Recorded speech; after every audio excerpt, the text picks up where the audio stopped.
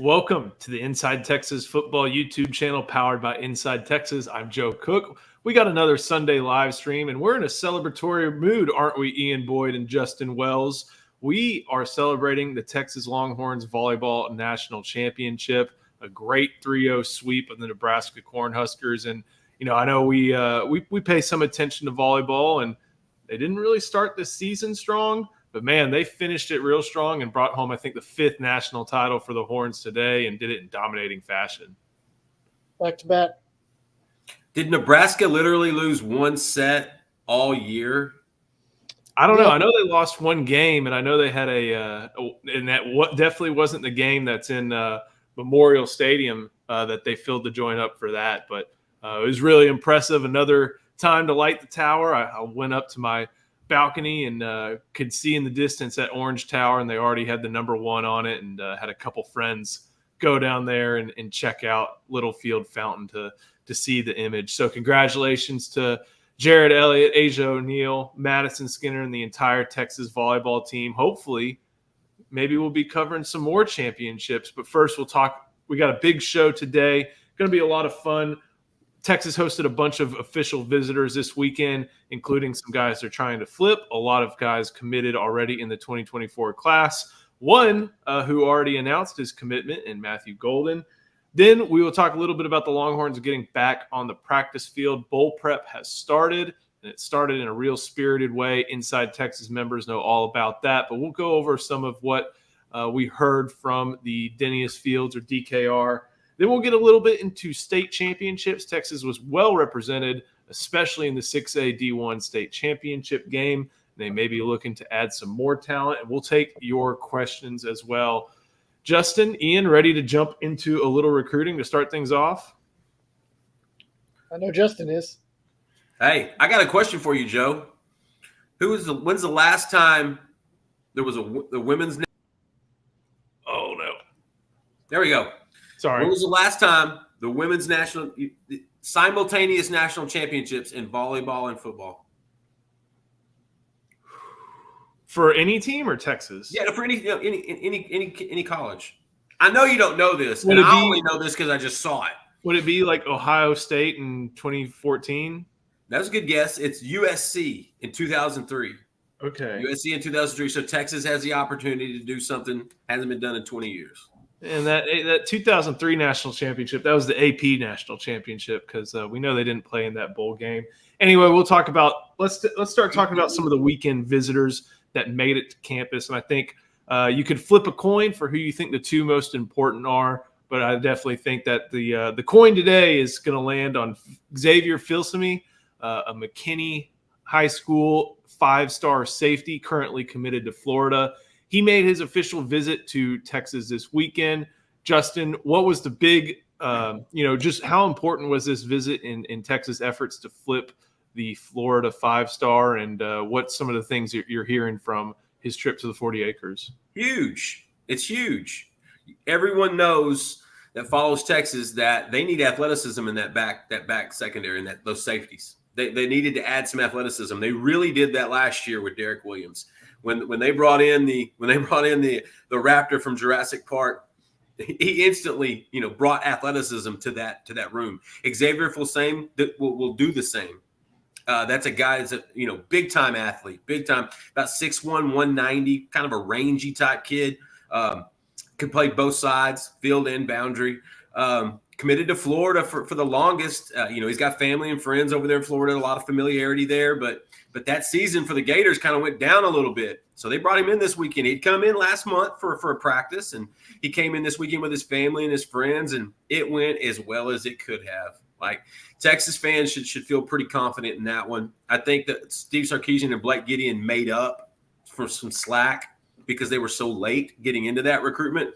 And to me, that's the biggest story, is making up all that ground in such a short time, because often these players, if you're not recruiting them by the time they're sophomores, they take it personal.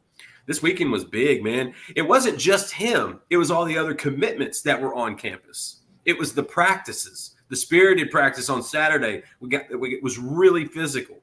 It was all of the above. And you know what's the main thing? Mama can drive 2 hours to see him.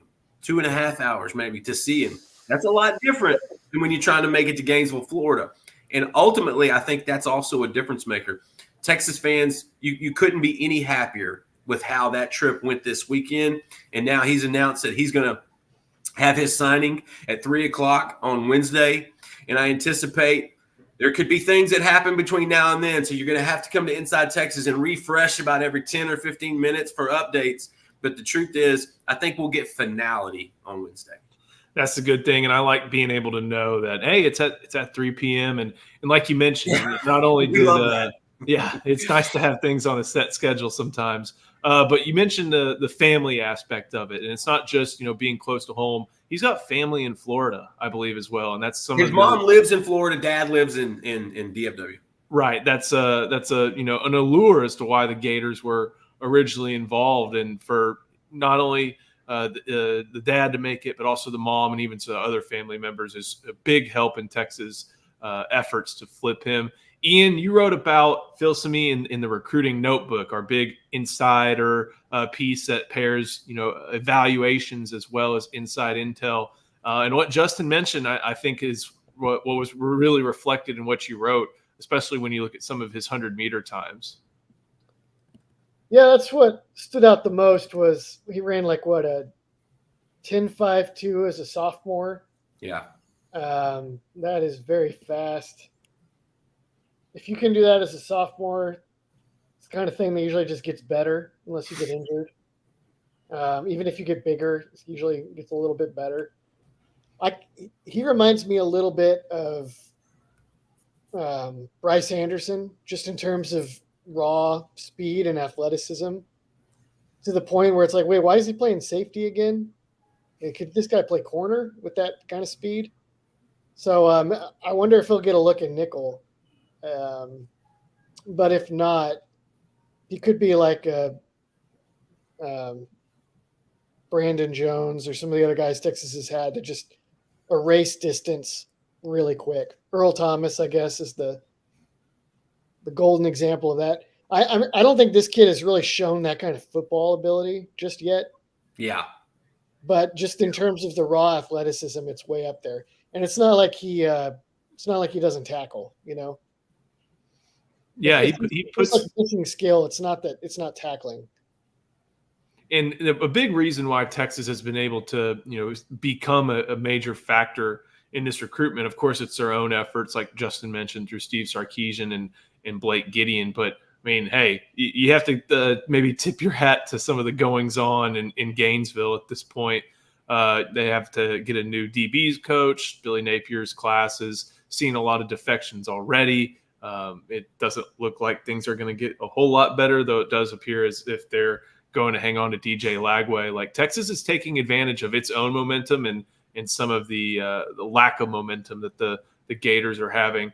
That's the biggest one. Like Justin said, we'll be waiting until Wednesday at 3 p.m. on National Signing Day. You're going to want to come to Inside Texas for so many different National Signing Day features, content, analysis, and more. It's one of the best days of the year. It's one of the busiest days of the year, but it's a lot of fun. It's fun to watch all the action. Texas had a bunch of different visitors, though, as well, in addition to Filsaime. One that we're still trying to figure out a little bit more information on is Tai Anthony Smith, the Jasper linebacker who is committed to Texas A&M at the current moment, a school that doesn't have a linebackers coach. Texas doesn't either. And while some of the details of the visit, Justin, aren't quite yet clear, and we'll have those details at Inside Texas as we get them, just being in this position at this point is a little bit of a win for Steve Sarkisian, I think, and that it shows that, the school and the program can recruit itself. Now, the ultimate win would be the flip were it to happen, of course, and it looks like there's momentum towards that. It hadn't happened quite yet, something that we're paying attention to, but just being able to, especially after they took the linebacker class they did last year, be able to go to Jasper, a place that's got some strong A&M leans, and be able to be in this position for a prospect that's been committed to the Aggies for a long time. You recruit through the whistle for a reason, as they say it Inside Texas a lot, and it's something that the Longhorns have done in this instance. If Texas can close Tai Anthony Smith, it's a prime example of, you mentioned recruiting through the whistle, but a lot of things had to go certain ways for this to even happen. Okay, A&M had to fall flat. They did. A&M needed to can their head coach. They did. That relationship he had with DJ Durkin is no longer there. That hurts. Elijah Robinson not being retained on the staff, that hurts. You start adding up all those negative data points, that's how we got to this point. Tai Anthony, back in the spring, he was, believe it or not, I thought it was USC because he was just enamored with the Trojans. A lot of momentum there. I think, Riley they were bringing in a really good class. They had a lot of good recruiting going on at the moment. But then you had to realize a kid from Jasper going all the way to Los Angeles probably wasn't the most likely scenario, but it sure did sound nice. It sure did sound pretty cool. But all these things had to happen. But Texas stayed the course. Jeff Choate, taking a job to Nevada, he made sure he left Texas with some good stuff. And one of those was building a tremendous relationship with Tai Anthony and then really cementing that foundation for Sark and those guys to pick up the pieces. And so if Tai Anthony flips, a lot of stuff had to happen for that to actually come to fruition. And I want to give my boy Eric Nalene, our guy, he was kind of on that over in the summertime. He's like, you know what? We need to stay closer to this guy. I don't think this thing's over with.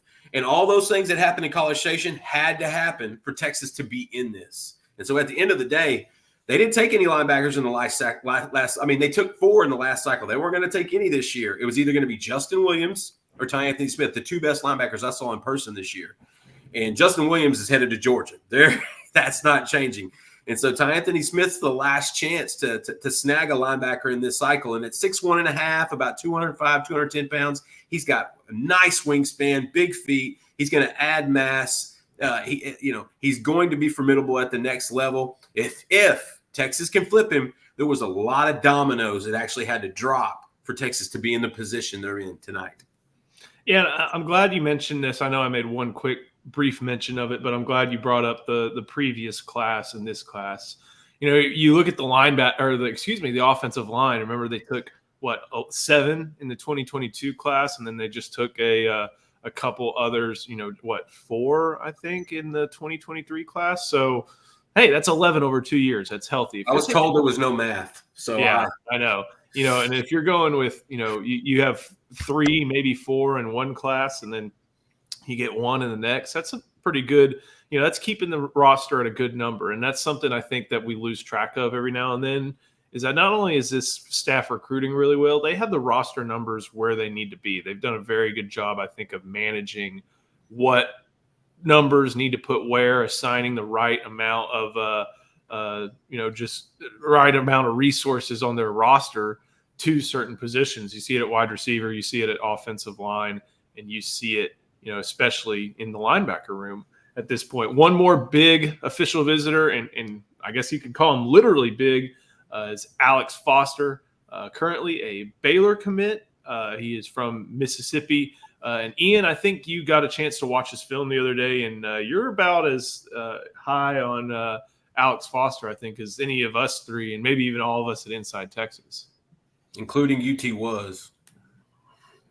Well, I don't know what was thinks, but this guy, he plays like edge, and he's listed at, I think, 6'5", 250. He looks bigger than that, honestly. He looks like he's going to be bigger than that. It reminds me a little bit of watching Devondre Sweat when he would play end, and he was about that size, or like 6'4", 250, 260. Yeah. To 280 to 370 to, and back. He just looks like he's got nimble feet, athletic with a frame that's obviously going to carry more weight. You just like those guys that are really naturally big and can be athletic at large sizes. That's what sets teams apart. That's what sets the SEC apart. It's just the abundance of people like that. There's so many of them in places like Mississippi and Louisiana and whatnot. So I don't think he's like a must get for Texas, but he sure seems like a good take project to me. I think it'd be a pretty good addition as well. And you have Alex January, who I think is underrated by the services. You have Dontre Robinson. You have Melvin Hills, and Who had a great year. Yeah, who had a standout season for Lafayette Christian Academy. But you're going into next year, you're losing Tavondre Sweat. You're probably, if not almost certainly, losing Byron Murphy. Guys don't walk at senior day as juniors unless they have a little bit of a reason behind it. Who knows what Alfred Collins is going to do? And then after that, you basically only left with Vernon Broughton as your proven guy. You like what you see from Jure Bledsoe. You've given Aaron Bryant some opportunities, but you're looking for some numbers and some help. Granted, Ian, based on what you said, it doesn't sound like that's something may happen. You called him on a Tavondre Sweat maybe type of player, and Tavondre did play his freshman year. He kind of bounced between edge, at least in that 3-down front, not edge, but defensive end in that 3-down front, and tackle for a couple of years before he found his footing. But it's another case of trying to find numbers, and almost at this point trying to make sure you have everything ready before you head to the SEC. Justin, go ahead.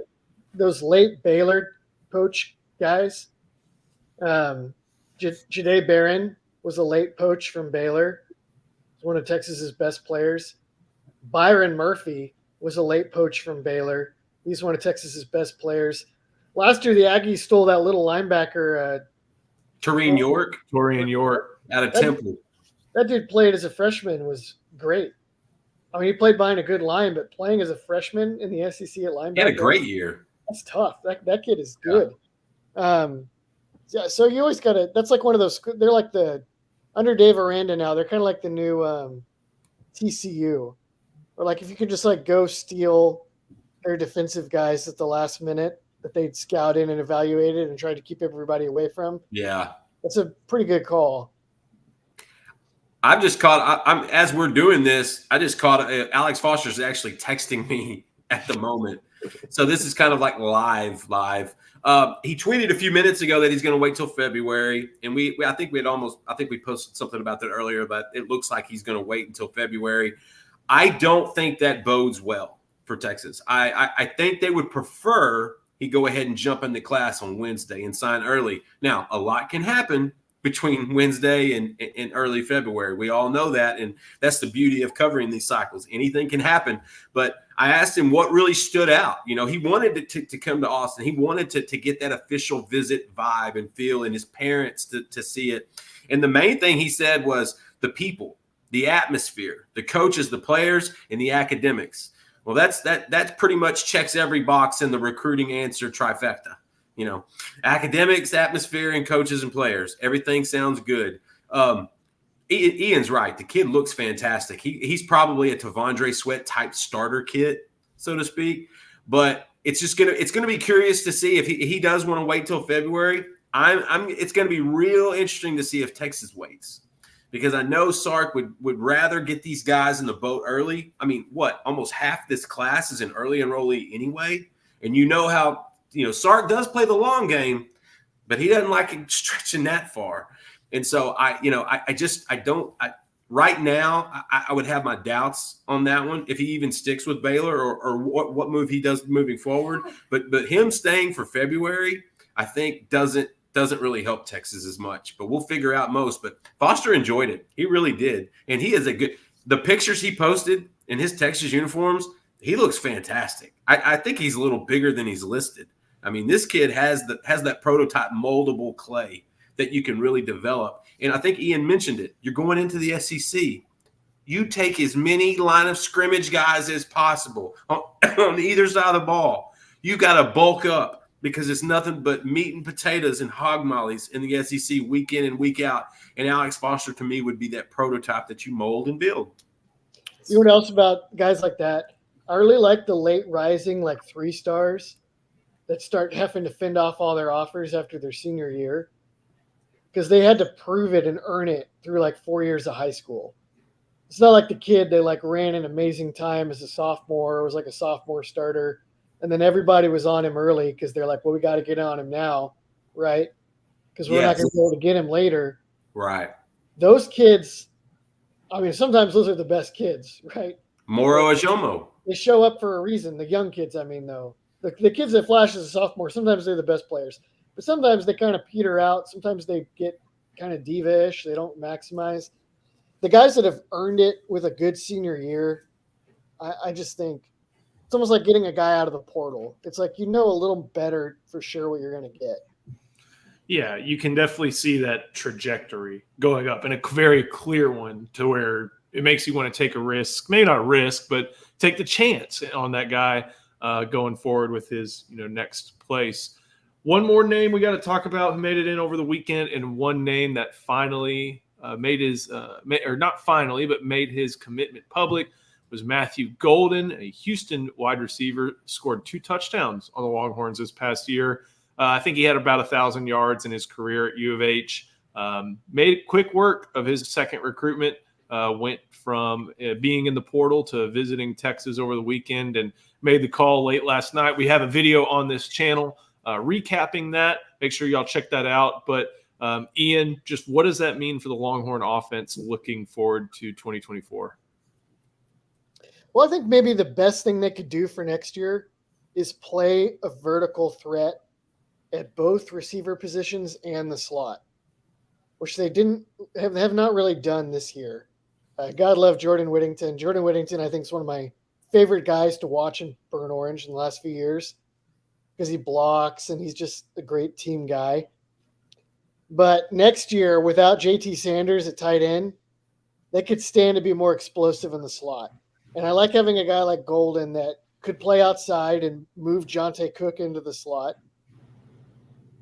Or he could play in the slot himself, or he could do both. And he's absolutely a vertical threat from multiple places on the field. So I like the idea of getting a little closer to like the 2020 Alabama model where they had, at least before injuries, they had Jalen Waddle, John Mechie, and Devontae Smith at the same time. And Henry Ruggs. Yeah, that was like 2019, I think, right? I think so. Yeah. Was he a year older? Yeah. I think that was wild, right? I too would be in support of a wide receiver core that looks like that. I think that's winning football strategy. That's breaking, brother. That's breaking. Ian, do you see him filling in more in that Xavier Worthy role? I mean, we know he's not worthy, but we know he has some of those traits, including the kick return ability, which I think is tremendous from what Worthy added to from the punt game, this last season. I think between him and Cook, they can. What do they say in Moneyball? They can replace him in the aggregate. In the aggregate, yeah. Yeah. Adapt or die. Those two are both like not quite Worthy's level, at least not from what we've seen so far. But they're both close enough where if you can get them both on the field together, then it's almost better. And Golden has gotten bigger. That kid's 190 pounds now. And we know Xavier's probably still in that 150, 155 range. So we know Golden he added that mass in the offseason and continued to keep that speed. To me, that's a big factor.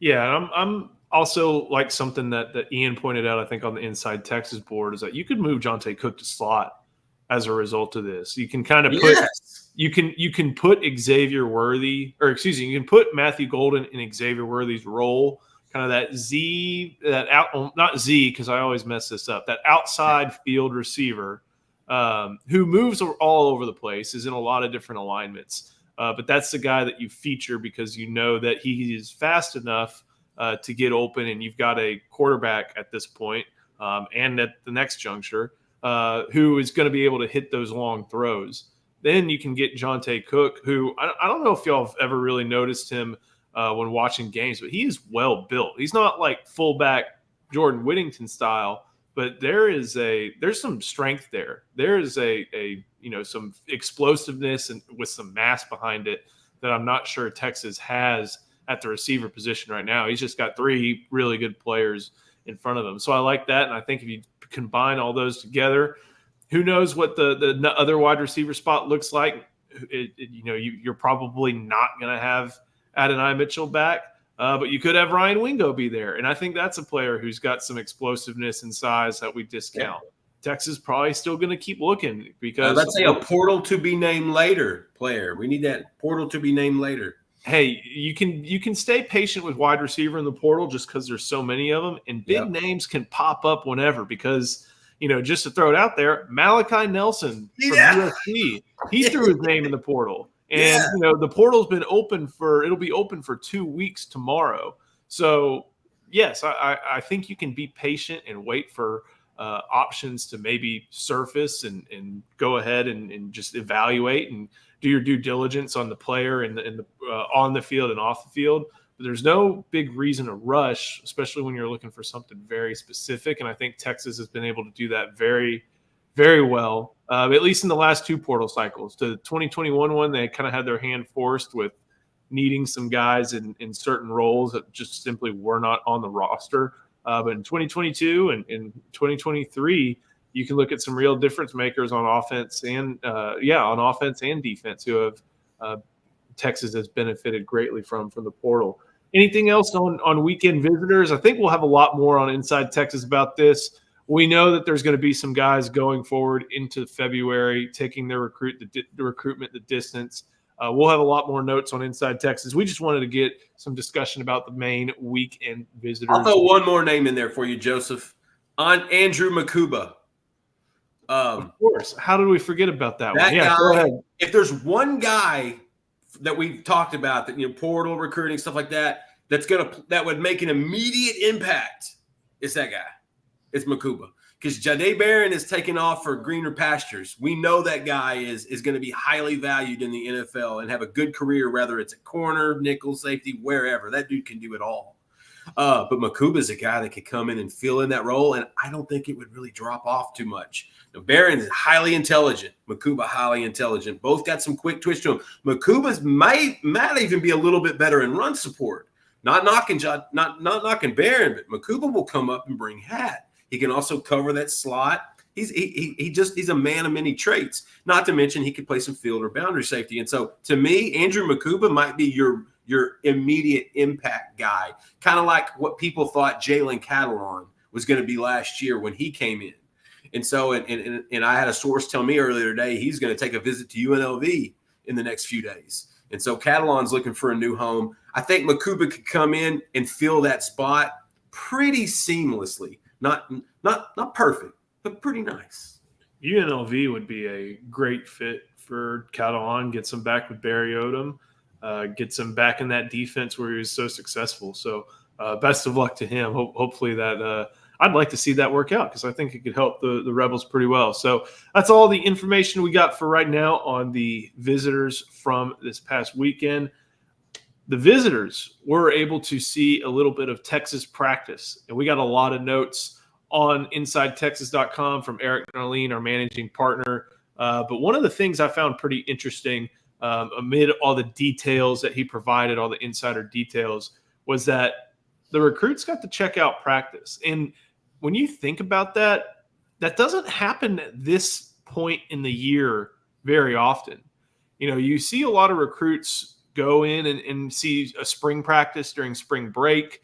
You see recruits now that they have these player-led practices or even the 2 hours a week or 8 hours a week with the coaches.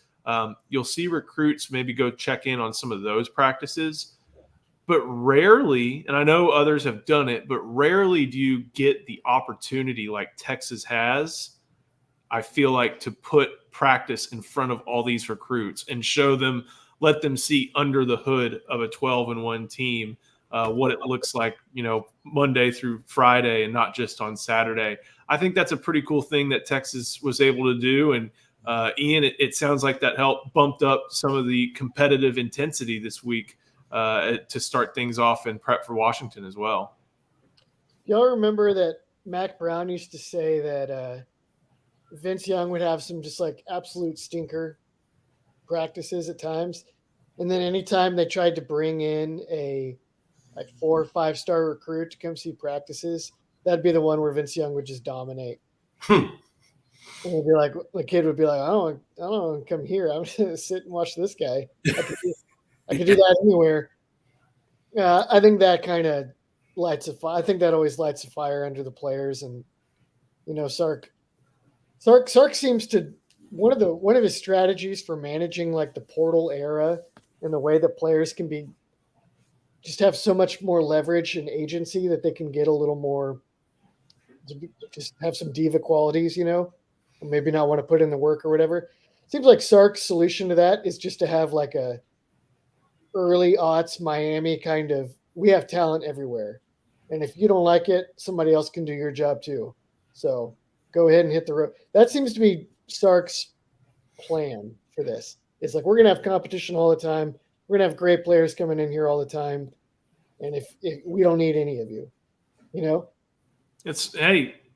I know it's really easy to look at this aspect of it, but look at who his mentors were. They were able to implement that. Pete Carroll did it at USC. Nick Saban did it at Alabama. Those are two schools that definitely had that. And I'm sure, and like you said, Miami had it for sure. And not just in those, early, throughout their title runs, but especially, like you said, in that 2000-2001 run. I think that's a real important thing. Yeah, and it's a credit to Texas that they're at this point because of that. They're at this point because they have all the talent, and they were able to sustain a handful of, I don't want to say, how do I put this? They were able to sustain the loss of some talented players who weren't really with the program, like with it. Yeah, it just moved right on, and nobody seemed to cry over any spilt milk or anything like that. So I think that's a perfect example, and I think that's what Sark was trying to get at a little bit. And from what Eric reported and what there's going to be a lot more details on, it's probably well received as well. Justin, any other stuff from practice that you want to touch on as Texas is moving closer and closer to, they're about 10 days away from having to go to New Orleans. There'll be a couple practices there. Anything else from the practices you want to touch on?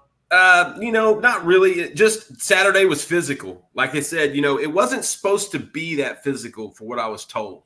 They had just kind of came back on Friday. They were kind of trying to ease them in. But with recruits on board, Sark amped it up, and the players responded. It was one of those things where a great practice was seen by recruits, and that's exactly what you want. I remember last year when they recruited Darian Gillette, and one of the ways they started swinging his momentum was when they brought him in on that unofficial, that one day for that afternoon practice.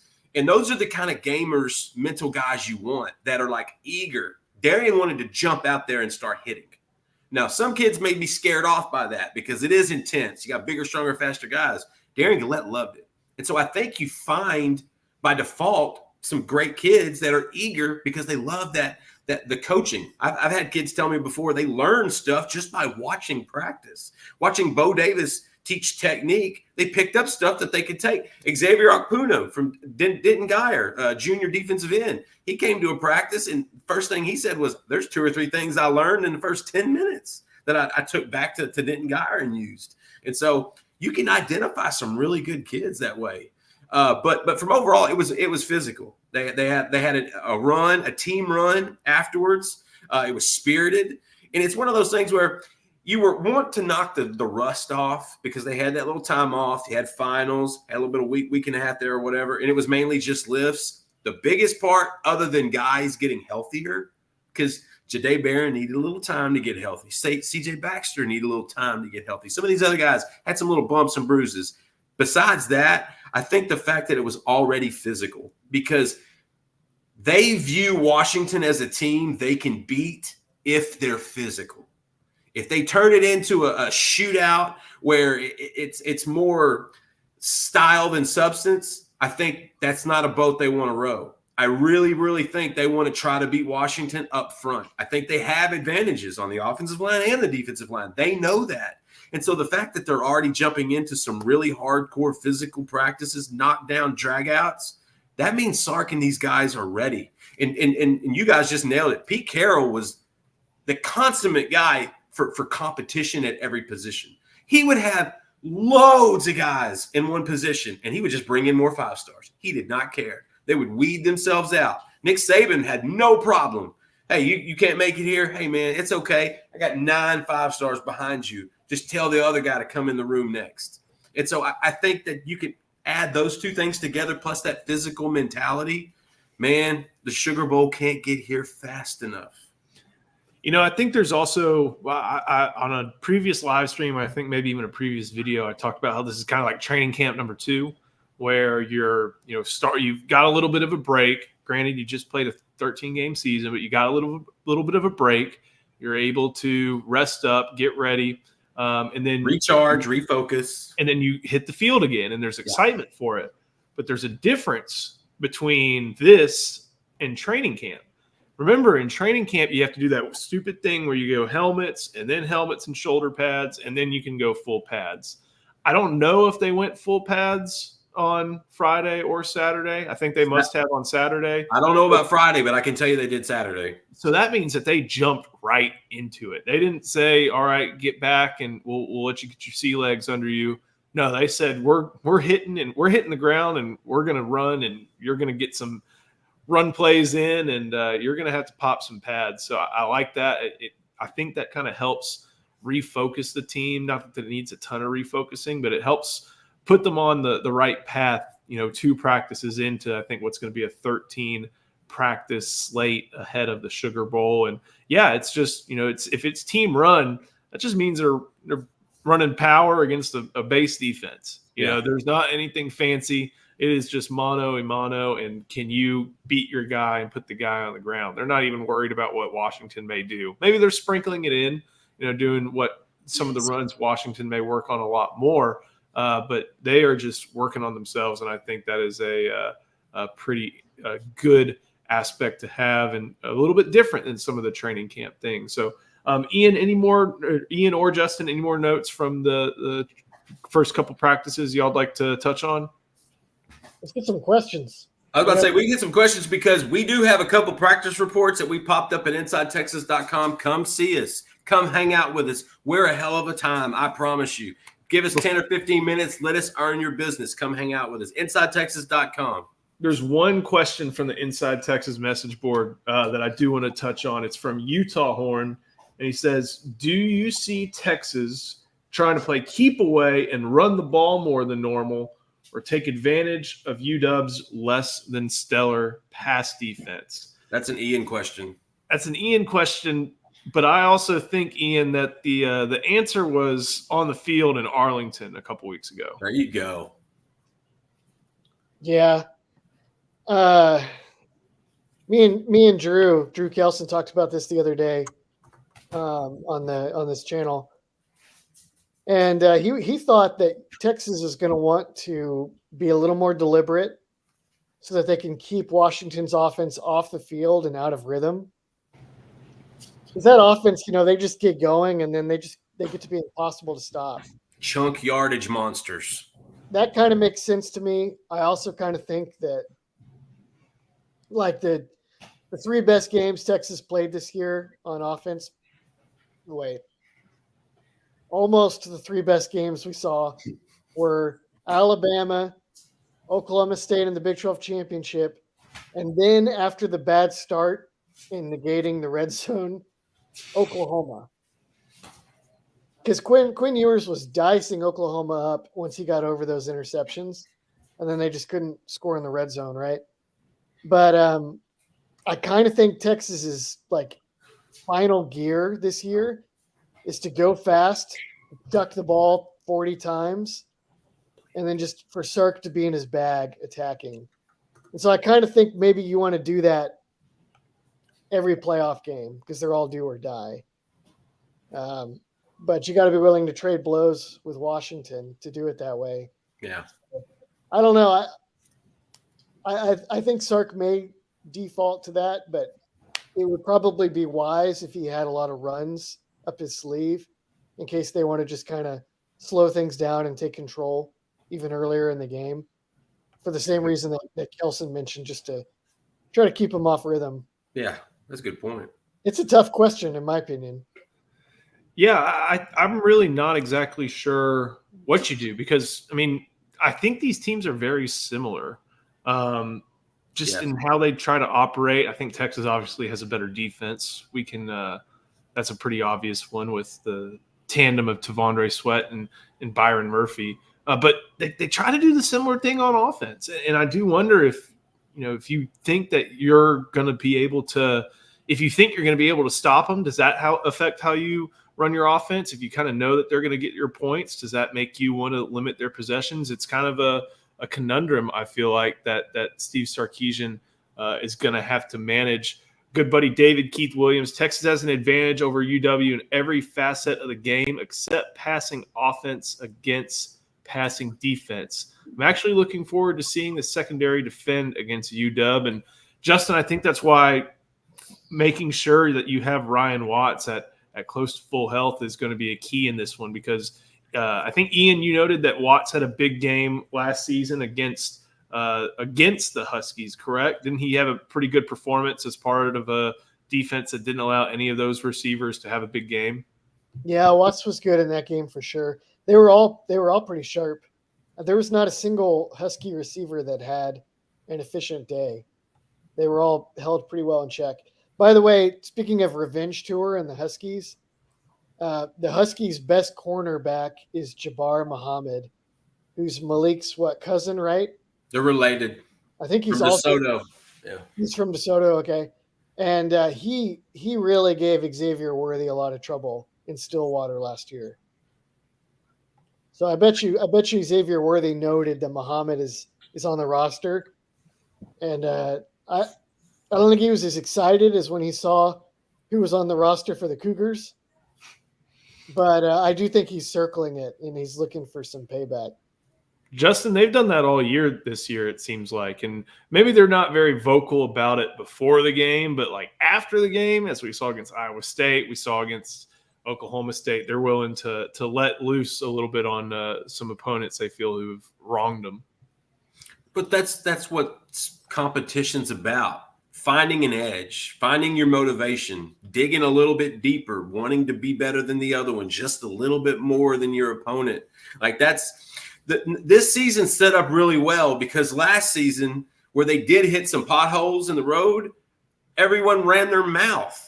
Like they beat Texas, and they were boasting about it constantly. No one more than Joey McGuire. If anybody in Lubbock wonders why Texas hung 50 on Texas Tech, just look at your head coach. So, yeah, payback's up in the world. And so over the course of a season, you have to keep things new, things kind of fresh, or it gets monotonous, it gets old. And if you can find little advantages, look at this. Earlier today, I saw something on Twitter about how some of the Washington guys were kind of trashing T'Vondre Sweat. They were calling him overweight. They were calling him fat. They were, different things like that. And it's like, did no one learn? Did no one get the memo? Like, I guess they think if you call Byron out, that you don't do that, but T'Vondre Sweat, he may be an easy target. Yeah, it seems silly. But you know what? The best head coaches find those mental motivators. One of the best ever was Jimmy Johnson.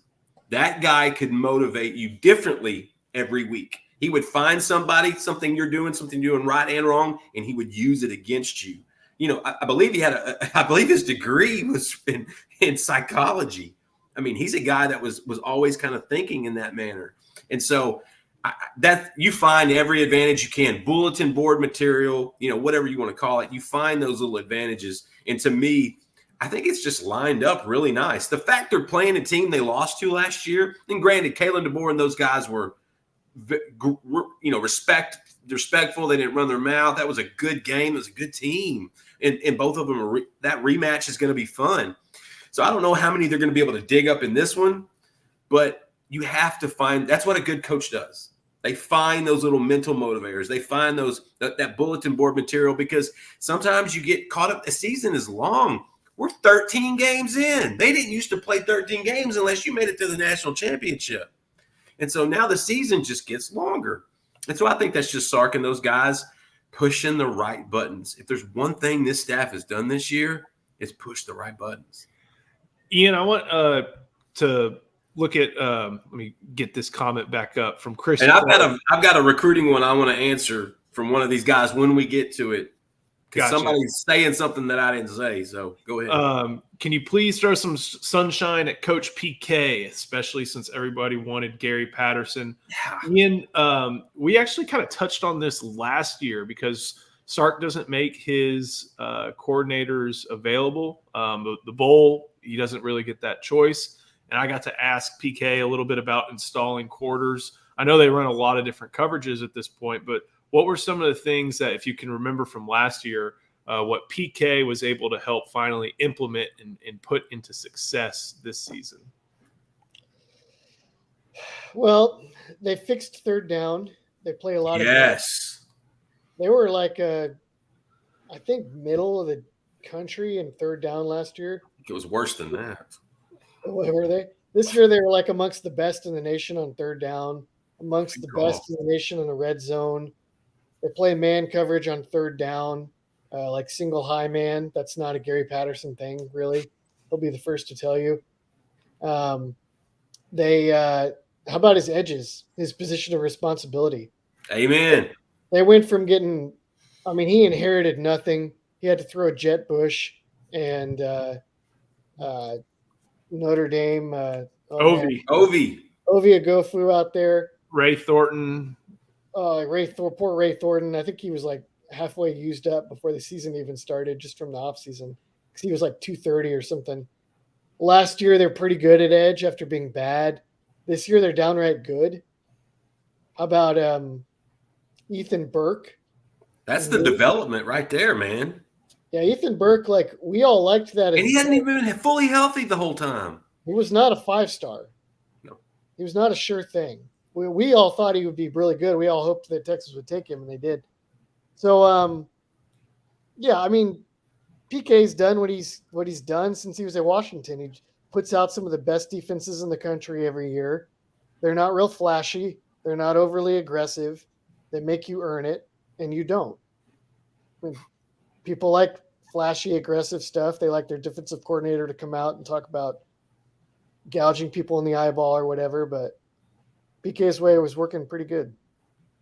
I love how he's implemented that mindset into Anthony Hill's framework.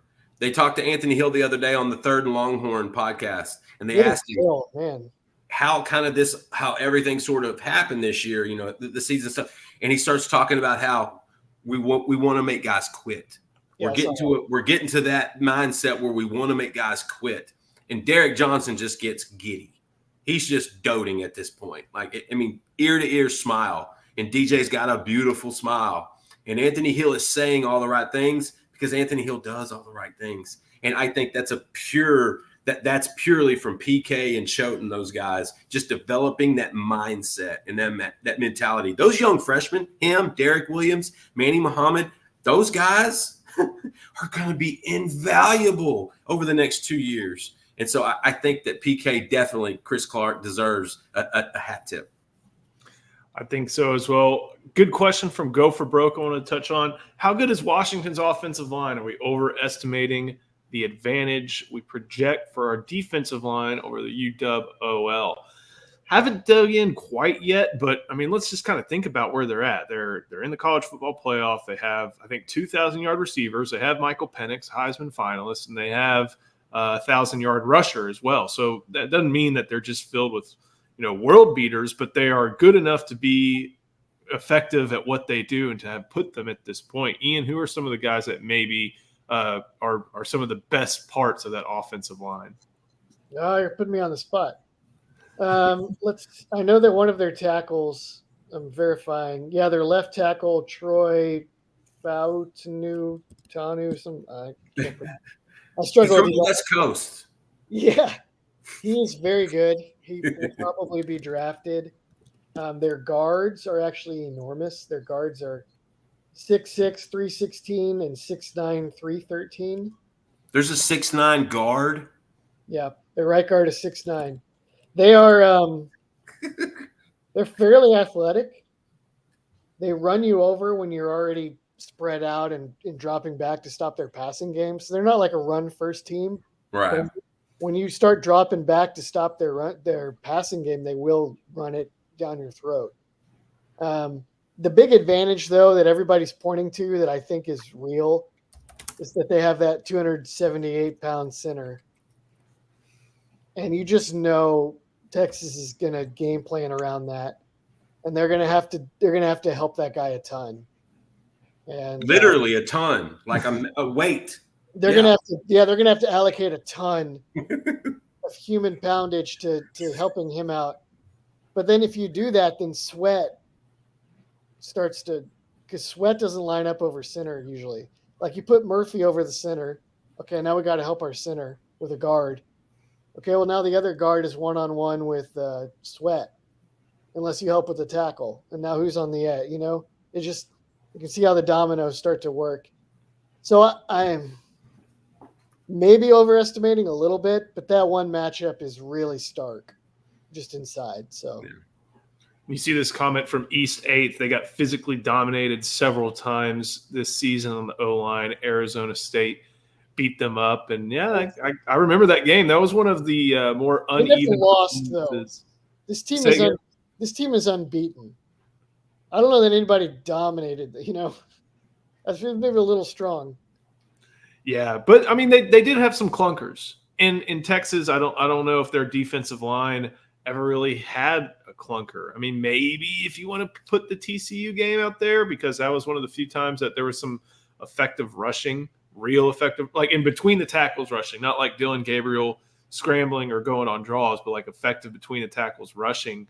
That was kind of the only time that happened really with Texas on that defensive line.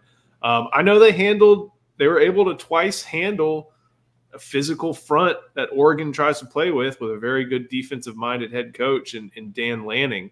So they were able to do that. I don't think it's some like elite, super great unit. I think kind of you just look at the numbers and think they have Michael Penix. They have 3 NFL wide receivers. They have a 1,000-yard rusher. They did what they needed to do for all those other guys to be able to get, what they needed. They don't ask those guys to block for a long time. It's boom, boom, boom. 1 read, 2 read, boom. They're not asking those guys to sit there and with a 7-man drop back type style. Yeah, and that first read, if you're looking for Roma Dunze, he gets just open. Or the other thing is with Roma Dunze, I remember I looked this up, and Ian, we talked about it. He wins contested catches 70-30. They're not 50-50 balls. They are 70-30 balls in the case when you throw it up to him, and had a good argument for the Biletnikoff, but did not end up getting it. Guys, were there any other questions y'all saw that you wanted to I got to hit on one of these. I got to hit on one of these from Vivek. It's a little bit up here. He's asked it probably 3 or 4 times. I want to make sure we take care of our guy. He basically, here we go. You want to call it, say it out so I can. Yeah, Justin, on Inside Texas, you said Texas wouldn't get Foster, Evans, or McKinney. So that's Alex Foster, Dalen Evans, who's from Pine Tree, and then McKinney, Dominic McKinley, from Acadiana, the 5-star A&M commit. You want to take that one? Yeah. Okay. I didn't say that. That's number 1. It's so funny how a comment on a message board can be turned into something I said or something I didn't say. Let's clear this. I didn't say that. What I said was they asked on Inside Texas, got to come see us, come hang out with us. It's a great time. They asked us, hey, what do you think is going to happen with those 3 D linemen? At this moment, all 3 of those guys are going to February. And if Texas wants to continue to recruit those guys for another 6 weeks, they'll be in it. Alex Foster just came off of an official visit. He loved it. He liked, that he could see himself there, but he's going to wait till February. Dalen Evans is a little inconsistent. I don't think he's going to see Texas. He hasn't been on campus in a long time, and I don't think that's going to happen again. He was just in College Station yesterday. He's an A&M commit that wants to wait. He may take a visit to OU, USC. He's thrown Texas' name out there, but they're not really pushing. And then Dominic McKinley, it's funny. His name keeps getting brought up with Texas, but Texas doesn't visit him, and they don't communicate. So I'm not real sure why that continues to happen. McKinley's going to take an official to LSU in January. On3's Billy Embody reported that yesterday from the state championships in Arlington. He's going to be there. Do I think Texas is going to get any of those three today? If we're going by today, it's less likely. Now, you watch Alex Foster. You watch him for 6 more weeks. Foster told me the thing that that Texas likes about him waiting till February is they're going to get to come do an in-home visit. And he said that's going to happen probably in early January. So that's something to build on. But I never said they weren't going to get all 3. I just said it's less likely that they would get any of those 3. Dalen Evans' name has popped up a few times. I'm not real sure. I know he's given a few quotes to a few people about it. But again, he was at A&M recruiting for Texas A&M yesterday. And Dalen Evans is a little inconsistent. And then with McKinley, listen, he's a 5-star, but they're not pushing. And there's a reason. Not every 5-star is equal. Some are legit, some are marginal. And so you kind of have to take that into consideration. I think they definitely would love to add one more big body on the interior. And if that could be a portal defensive tackle, I think it would be a portal defensive tackle before it would be a developmental guy, because all three of those high schoolers are going to need development, especially Foster. So I just wanted to make sure we cleared that, Vivek. I never said they weren't getting all of them, so let's not get it twisted. I said it just looks a little less likely on Sunday night. Good stuff, Justin. We are always available to answer questions over on Inside Texas. Come check us out. Start a thread on the message board. We'll be happy to answer it or find the answer for it. We'll have a lot more recruiting info up. But Justin and Ian and myself, we all got to watch some state championships this past week. Justin, you were at Jerry World, I think, for pretty much all week from what, 3A to 6A, and seeing everybody compete. Saw some great games, including some wins for East Texas as well. But there are plenty of Longhorns who were on the field on, I think Saturday was the big day for Texas representation. Of course, that was with Duncanville and North Shore, with Duncanville going back-to-back.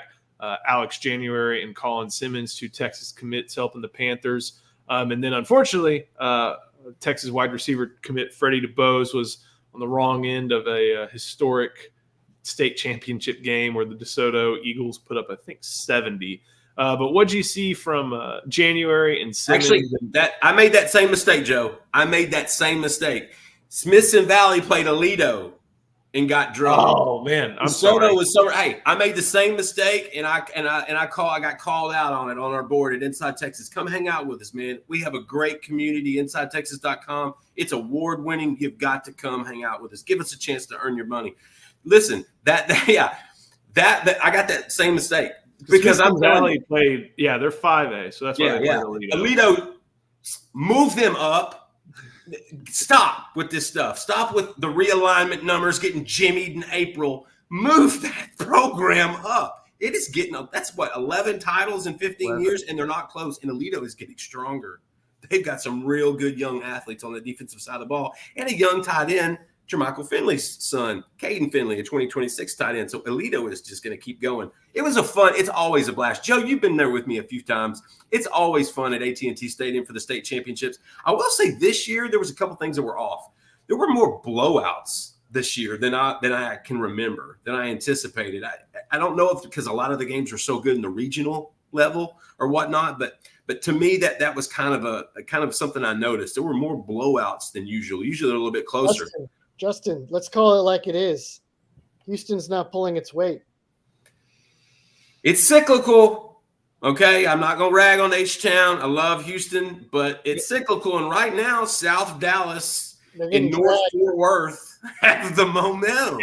It's hard. It's hard to stop South Dallas right now between South Oak Cliff, who fell to a great PNG team in a great game between Duncanville, DeSoto. You can even do you include Cedar Hill in there? I think y'all can tell where I'm from. I don't know if that's one of the teams that meets that criteria.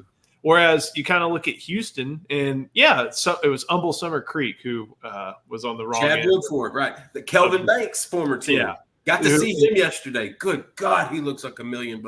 And I'm just trying to think of some of the big teams. And Katy got knocked out extremely early. North Shore again lost to Duncanville.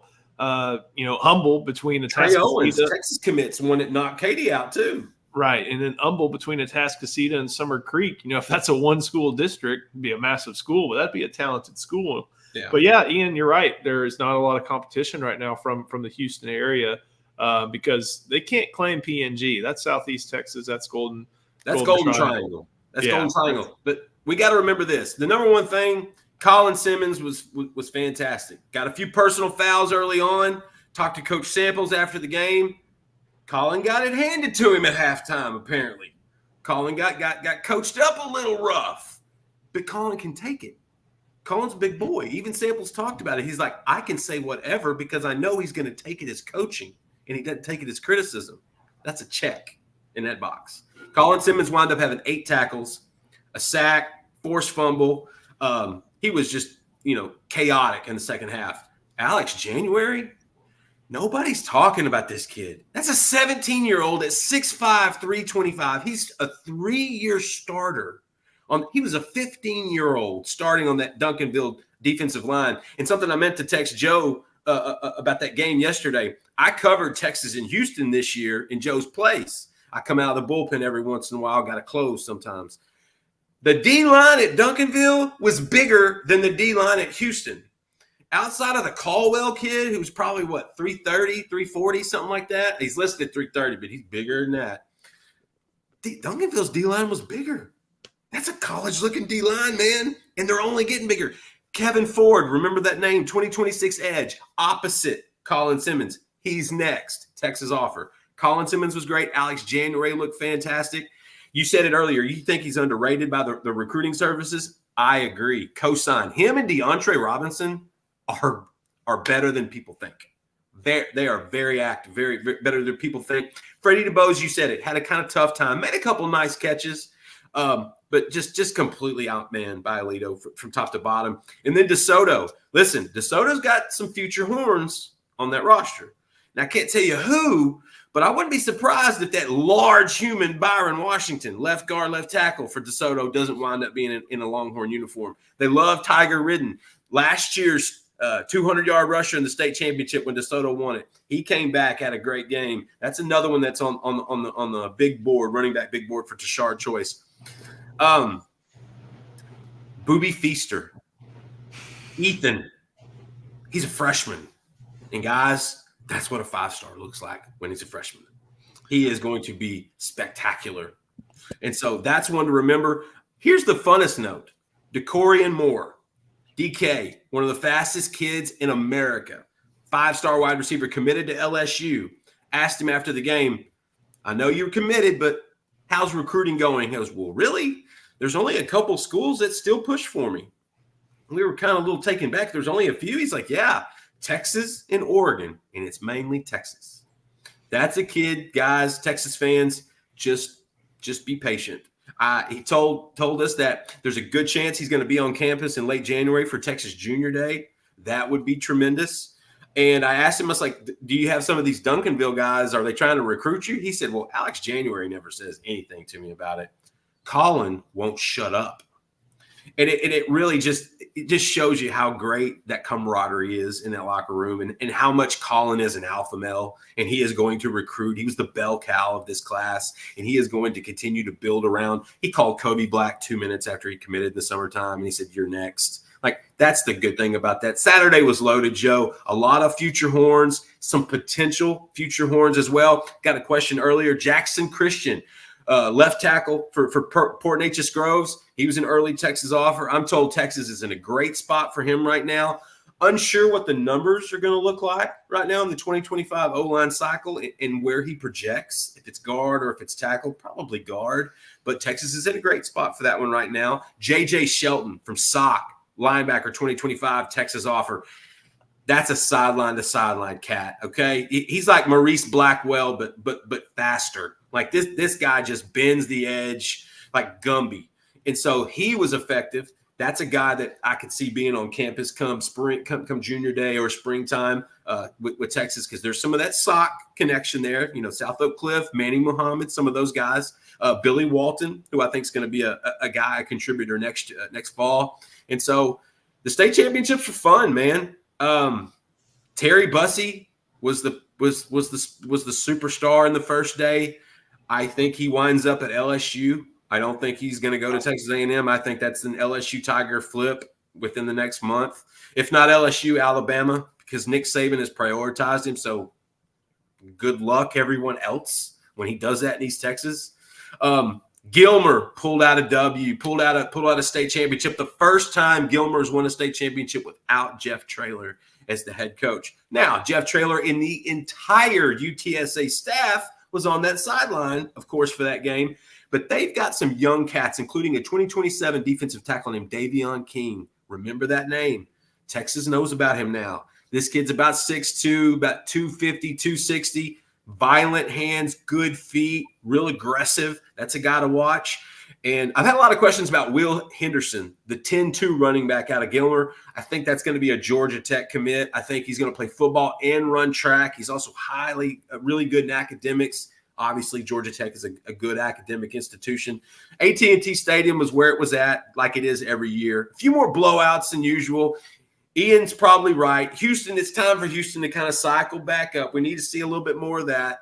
And I think you can over the next few years. It always cycles back. It's just the nature of the sport. But it was fun. It was fun, and I hope the members at Inside Texas enjoyed the coverage. We've got more stuff. We posted stuff today. You need to check that out.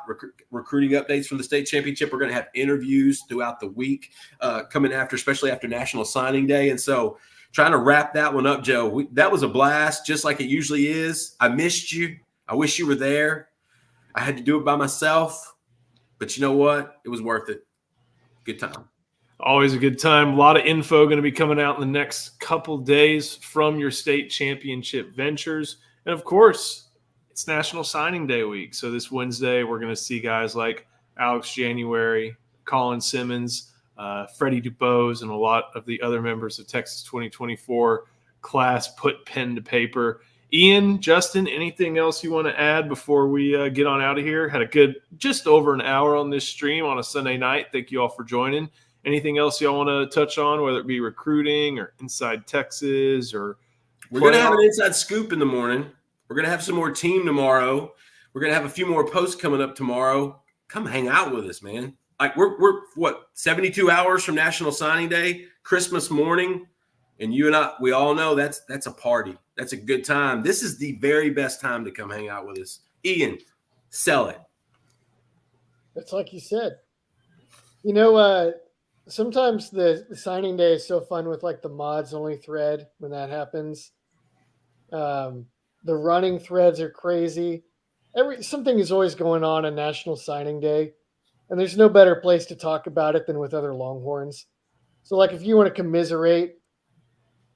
Well, not commiserate. If you want to enjoy some Schadenfreude with what might happen at A&M or something like that, you're going to find a lot of like-minded people. If you want people to talk about, what's Alabama doing? What's Oklahoma doing? How does this affect Texas? This is where to be. And one more tidbit: Walter Nolan, not Texas. I saw that. I'm going to say Ole Miss because they're portaling like it's their job. There's no Walter Nolan dreams, guys. I'm sorry. Lane Kiffin has got it figured out for this year for trying to take advantage of what could be a good schedule and a good portal available. Almost glad Texas doesn't face them next year. Almost glad. I'd say I am. So they got Michigan, so it's you don't have to take on all the SEC in year one. Exactly. Justin, Ian, thank you so much. Thank you for joining us on tonight's ITYT live stream. I saw some questions. I think that's the way to go with it instead of making that a word. Make sure you head to Inside Texas. Try our National Signing Day sale. You can get 50% off an annual subscription or just $1 for 1 month. Like this video, please subscribe to the channel. Helps us out, helps us bring a lot more great content to you. We look forward to doing that all this week. Justin, Ian, thank you so much for Inside Texas. I'm Joe Cook, and we will see you next time.